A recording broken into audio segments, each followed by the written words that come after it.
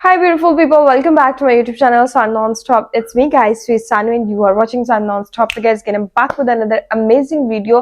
और अभी जो आज वीडियो है वो है ब्रह्म राक्षस से बचना क्यों है मुश्किल। तो इसके फर्स्ट पार्ट के ऊपर जो है मैं रिएक्शन वीडियो बना चुकी थी और सेकंड पार्ट के लिए अब काफी ज्यादा रिक्वेस्ट आ रही थी कि इसका सेकंड पार्ट लेके आए, तो मैंने कहा कि जो है अभी इसका सेकंड पार्ट जो है वो वीडियो बना लेते हैं।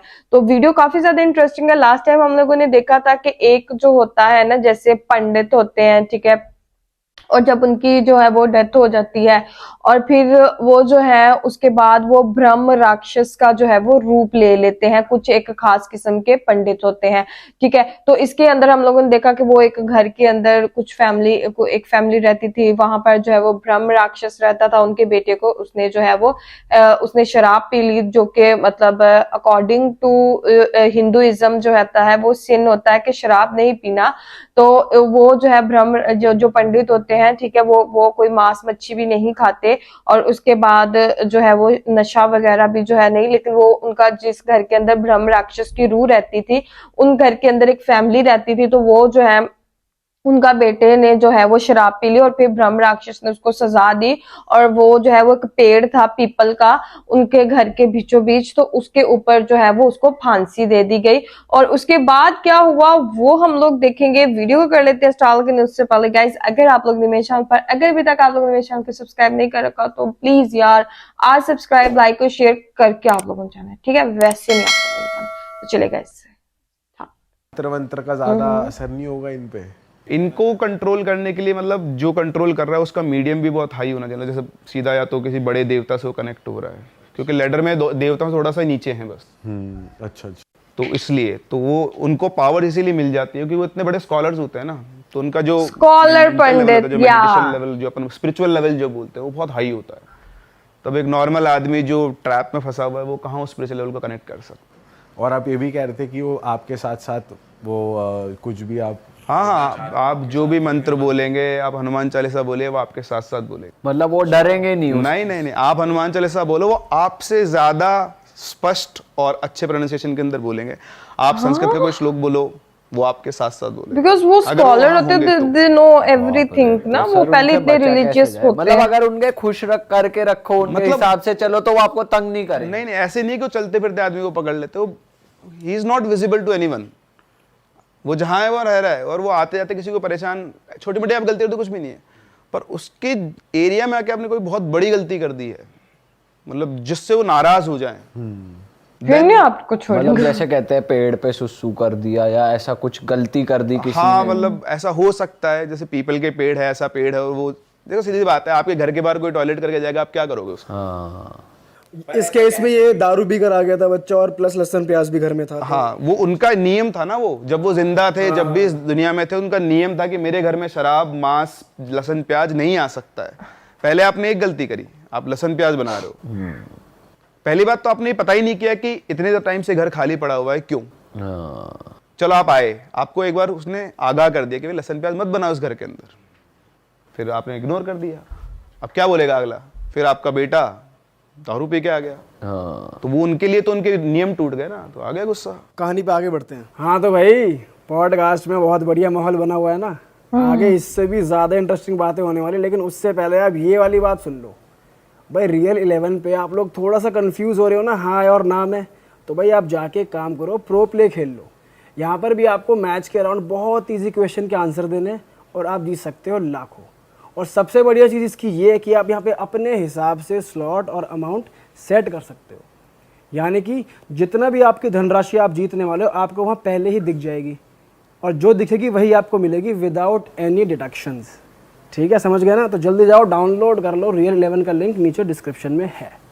चलो अब पॉडकास्ट आगे बढ़ाते हैं, पूरा देखना है एंड तक। चलो अब रमाकांत जी और उपाध्याय जी दोनों वापस घर पे आए, तो उपाध्याय जी ने रमाकांत जी से बोला, रमाकांत जी आप तो एक काम करो, बैठो, अनुष्ठान करते हैं। करना था और अच्छा, उन्होंने कहा था कि आपको मतलब रुकना नहीं है, आपने एक बार शुरू कर दिया तो पता नहीं कब आएगा, कब होगा, कब, बस करते जाना है। तो उन्होंने अपना नियम बांध लिया। उन्होंने शुरू किया साथ में, रमाकांत जी ने, उपाध्याय जी ने अनुष्ठान कर। ब्रह्म राक्षस, तो हनुमान जी का हनुमान अष्टक होता है, एक हनुमान कवच, हनुमान चालीसा, अंजनेय स्तोत्रम, ऐसे बहुत सारी चीजें होती है संस्कृत। मैं लास्ट टाइम भी देखी, एक एक करके सबको पढ़ते थे। तो बैठे पूरा प्रॉपर, उन्होंने अपना पूजा रूम सेटअप किया अपने रूम के अंदर जाके, और वहाँ पे उन्होंने शुरू किया। पहले दिन दोनों ने बैठ के किया। अब जैसे उन्होंने श्लोक गाना शुरू किया, श्लोक उधर से आराम से बैठे। और श्लोक आ रहे थे पीपल के पेड़ की तरफ से, मतलब जो खिड़की थी वहां से आवाज आ रही थी। तो अब तो पता ही था सबको, तो वहां पे श्लोक चल रहा है। वो घबरा गए शुरू करते ही। आप सोचो, आप भगवान की पूजा करने बैठे हो, आपको पता है कि ऐसी एंटिटी आपके आसपास है, और आपने शुरू किया और वही आवाज आपके साथ में आने लग गई। तो बेसिकली उसको विचलित करना चाह रहे थे शुरुआत में, क्योंकि वो डिटर्मिनेशन देखते हैं इंसान का बहुत।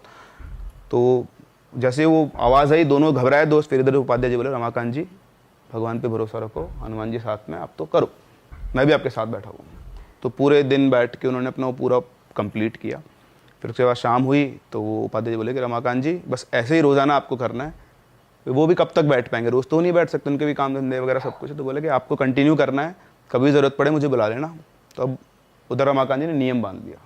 वो रोज़ सुबह उठते और घर के अंदर रोज़ाना श्लोक चालू और उधर से आवाज़ चालू, दोनों सेम काम साथ साथ चलते थे। 107 दिनों तक लगातार उन्होंने ये काम किया। अब इमेजिन करें, 107 दिन का उनका पूरा दिनचर्या बन गई थी ये, खाना वाना खा पी के अपना सब कुछ करके। 107 दिन तक कुछ भी नहीं हुआ।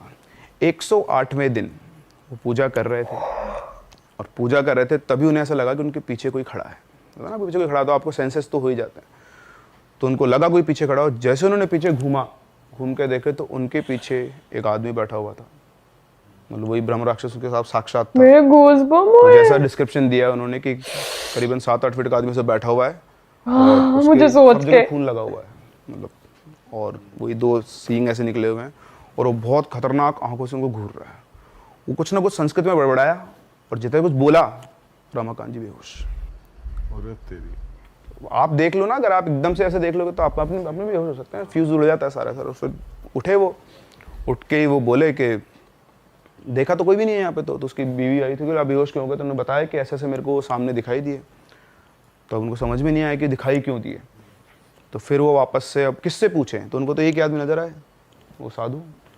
तो वहाँ गए मंदिर पे, देखा तो साधु है ही नहीं वहाँ पे। सब जगह ढूंढ लिया, साधु महाराज नहीं मिले। अब वो अकेले फंस गए, करूँ तो क्या करूँ। फिर वो वापस अपने घर पे आए। अब उनका अनुष्ठान भी टूट गया। अब वो समझ में नहीं आ रहा उनको क्या करना है। तो वो सोए आके, जैसे उनको नींद आई ना, एकदम से उनकी आँख खुली, और आँख खुल के उनको ऐसा लगा कि अपने आप ही वो उस पीपल के पेड़ के वहाँ चले जाएं। उनको ऐसा फील हुआ अपने आप से, कोई आप बोले एनलाइटनमेंट हुआ, या फिर ऐसा कोई ऑर्डर आया। उठे और वहाँ जाके और पीपल के पेड़ के पास खड़े हो गए। फिर उनका मन किया कि मैं यहाँ बैठ के पूजा करूँ। तो वो अपना सारा उन्होंने सेटअप किया वापस से, हवन वगैरह सब, और वो बैठ गए उसके अंदर पूजा करने। और जैसे उन्होंने अनुष्ठान शुरू किया, उनकी नज़र पड़ी ऊपर पीपल की डाल पर। तो वहाँ पर वही ब्रह्म राक्षस बैठा हुआ था पीपल की डाल के ऊपर, वो इनको घूरे जा रहा। अब इनकी हालत खराब, उनको डर लगे बुरी तरह से कि यार सामने वो बैठा हुआ है, क्या करेगा। और इनका निश्चय, दृढ़ निश्चय कि नहीं, अब तो मैं अनुष्ठान पूरा करूंगा। और उन्होंने वहाँ पर बैठकर सारा अनुष्ठान करना शुरू किया, और इधर ये करे और उधर से वहाँ से आवाज़ चालू। और अब आवाज़ जितने लोग खड़े सबको सुनाई आ रही है। ऐसा नहीं कि सिर्फ अकेले को सुनाई आ रही है। अच्छा। दिख रहा किसी को नहीं, दिख रहा एक ही इंसान को है, लेकिन सबके सब अनुष्ठान कर रहे हैं, पूजा चल रही है साथ साथ में। फिर बहुत देर तक वो करते हैं। फिर उनको सामने से एक ऐसे रोशनी से चलती दिखाई आई, और एकदम से वो रोशनी आके ऐसे फैल गई। रमाकांत जी बेहोश, उसके बाद सब कुछ शांत। वो दोबारा उठे, उठ के देखा तो उन्हें वो कहीं दिखाई नहीं दिया। मतलब जो एनवायरनमेंट था वो बहुत लाइट हो चुका था उनके लिए। करीबन सुबह 4-5 बजे तक का ये सारा प्रोसेस चला उनका। फिर वो सीधे उठे और अपने वो उपाध्याय जी ने डिस्कस किया आपस में, वापस से वहाँ गए मंदिर। तो मंदिर पे वही साधु बैठे हुए। तो जाके उनको प्रणाम ना किया और बोला कि महाराज ऐसा हुआ। तो उन्होंने बोला कि रमाकांत जी, आपके दृढ़ निश्चय से उस ब्रह्म राक्षस को मुक्ति मिल गई है। अब आपको कहीं जाने की जरूरत नहीं है, आप इस घर के अंदर रह सकते हो। अब आपको कोई परेशान नहीं करेगा। वो जो था वो जा चुका है, और बस आप रहो आराम से। तो उन्होंने कहा कि सब क्या रहूं, मेरे तो बेटा चला गया। हनुमान जी कहाँ थे जब मेरा बेटे को मार रहा था? तो उसने बोला कि ये सब हमारे बस की बात नहीं, हमारे इच्छा की बात नहीं। उसने गलती की, उसने सजा दी, आपने उसको मुक्त करा के उसको बाहर हटा दिया है। अब आप आराम से प्रूफ। तो कुछ टाइम और रहे क्योंकि वहाँ। मनगढ़ंत कहानियां नहीं है भाई, सच्ची है। आज भी वहाँ कई लोग रहते हैं, लेकिन उसके बाद कभी उनको कुछ ऐसा कुछ फील नहीं हुआ। सर आपको ये स्टोरी किसने भेजी थी, मतलब किसने शेयर करी? किसी क्लोज नहीं उनके? नहीं। अच्छा, क्लोज ने तो नहीं, पर उन्होंने प्रूफ्स भेजे हैं, वो जगह भेजी है, और जिन्होंने भेजी है वो दिल्ली से बिलोंग करते अरे बाप रे। हैं। ऐसी और स्टोरीज हैं ब्रह्म राक्षस पे, तो मतलब मैं थोड़े दिन पहले भी मैंने अभी एक एक पढ़ा था, पर second उसमें वो story मुझे बच्चे ऐसा की लगता है कि वो तो थोड़ा अलग वो है मैडम। उसमें क्या था कि बच्चा था, गांव से आया था और घर वालों पढ़ाई बंद लिखाई घरों में थोड़ा कभी ना ठीक जाओ। नहीं था वो, तो माँ बाप भी उसके ऐसे पुराने बहुत पिछड़े गांव में रहते थे, तो वो आगे के मैं कुछ सीख के आऊँगा, अब जा रहा हूँ। तो जाके ऐसे बैठ गया, एक ख़राब सा घर था, कई सालों से बंद पड़ा था, तो बैठा हुआ था। बहुत पुरानी बात बताते हैं इसको। तो वो भी वही ब्राह्मण था, वो बच्चा भी ऐसे बैठा था, तो दो लोग जा रहे थे, दो ऐसे वो भी ब्राह्मण थे, जैसे पंडित वगैरह होते हैं ना, जो शास्त्रीय टाइप वैसे। तो उसने रोक के उनसे पूछा कि मैं कुछ सीखना चाहता हूँ, मतलब मुझे भी आप अपने आश्रम ले चलो। तो उन्होंने बोला कि आश्रम जा क्या करेगा, इसमें चला जा, यहाँ अंदर जा और तेरे को यहाँ गुरुजी मिलेंगे, तेरे को सब कुछ सिखा देंगे। तो अनभिज्ञ बालक चला गया अंदर। जैसे वो अंदर गया, दोनों बोलते हैं अब सच्चाई सामने आ जाएगी, इस घर में ब्रह्म राक्षस रहता है या फिर नहीं रहता है। तो उसमें फिर वो जाता है अंदर, पूरा घर खाली पड़ा हुआ है, लेकिन ऐसे 3-4 फ्लोर्स होते थे। जब तीसरी फ्लोर पे वो जाता है, वो देखता है कि तीसरी फ्लोर से बिल्कुल जगमग है, बढ़िया साफ़ सफाई हो रखी है वहाँ पर, और वहाँ पर जाकर वो बैठ जाता है। वो बैठा रहता है, पूरा दिन निकल जाता है, उसको कोई दिखता ही नहीं है। पर उसे लग रहा है कि बाकी सब फ्लोर गंदे हैं, लेकिन ये वाला फ्लोर बिल्कुल साफ़ है। तो शाम के टाइम जब होती है, सूरज ढलता है, तब जाके उसे सामने एक गुरुजी दिखाई देते हैं, मतलब अंदर कमरे के अंदर। वो ऐसे ढूंढता है, वापस से उठ के देखो तो यार कोई है भी नहीं, मैं फालतू रात हो रही है, निकलो फिर यहाँ से वरना। तो जाके देखता है तो एक कमरे के अंदर एक बाबा बैठे हुए होते हैं। उनके पास जाता है और उनसे बोलता है कि मुझे ऐसे किसी ने कहा कि आप मुझे शिक्षा दे सकते हो।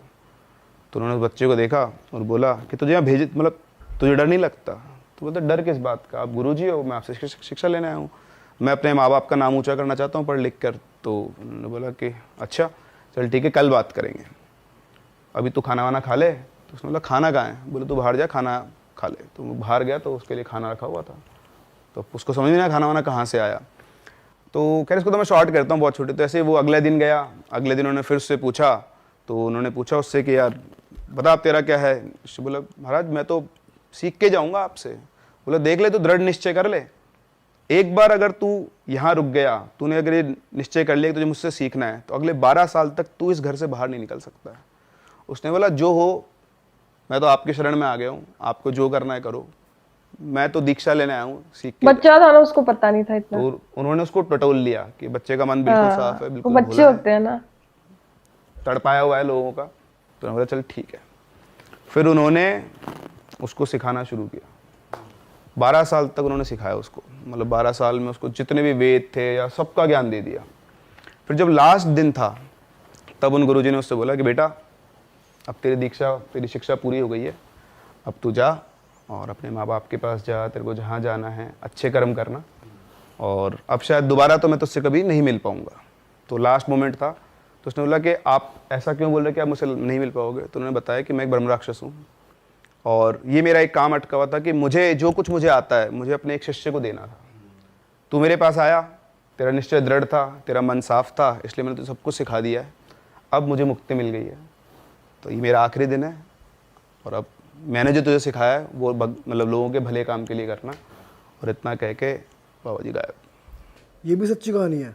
अब ये मैंने पढ़ी थी, इसका मैं ऑथेंटिसिटी नहीं बोल सकता। मतलब किसी ने भेजी थी या नहीं, ये मैंने कहीं बहुत पुरान टाइप से ढूंढ के वहाँ से ऐसे रिसर्च कर रहा था दिन बैठ के। पर उस बच्चे को वो नॉर्मल गुरुजी के रूप में ही दिखे, ऐसे नहीं दिखे? नहीं, सीइंग विंग जैसे हाँ, वो नहीं, डिस्क्रिप्शन आप दे रहे थे पहले, वो हर किसी के, तो वो बच्चा था ना, किसके सामने कैसे अपेयर होना है वो उनकी मर्जी, और वो कैसा एनलाइटमेंट है। तो मेरे हिसाब से इनमें भी अलग अलग होते होंगे, आई डोंट नो। ये ब्रह्म राक्षस का गुड साइड है। हाँ, ये गुड साइड भी है। हाँ, तो ये मैंने पढ़ा था, इसके में बहुत ही जिसे कहते हैं ना मजे किस्म की ये वीडियो थी। और इसके फर्स्ट पार्ट में हम लोगों ने देखा एक अलग से स्टोरी, जिसकी सेकंड अभी जो है वो स्टोरी का जो है वो एंड हुआ। फिर उसके बाद एक बच्चे की स्टोरी, और ब्रह्म राक्षस के डिफरेंट किस्म के भाई रूप होते हैं, किसी के सामने वो किस तरह अपने आप को रिप्रेजेंट करते हैं, लाइक सीइंग और वैसे। और वो बच्चा था तो इसलिए मेरे ख्याल से उसके सामने वो एक जो है वो गुरुजी का ही रोल जो है उन्होंने प्ले किया और उसको जो है वो सारा कुछ सिखाया। तो गाइज आप मैं फर्स्ट वाली स्टोरी की तो उनके पास ये था कि एविडेंस थे, ये वाली स्टोरी उन्होंने कहीं से पढ़ी थी, तो इसका तो नहीं, लेकिन फर्स्ट वाली स्टोरी के बारे में जो है वो वाकई कहा जाता है कि आप लोग बंद घरों के अंदर मत जाए, वहां पर ऐसी चीजें होती हैं। तो गाइज आप लोग का इसके बारे में क्या करना, let me know in the comment section. Like subscribe share करना आप लोगों ने बिल्कुल नहीं भूलना, काफी स्केरी थी यार। तो चलिए गाइज, बाय बाय।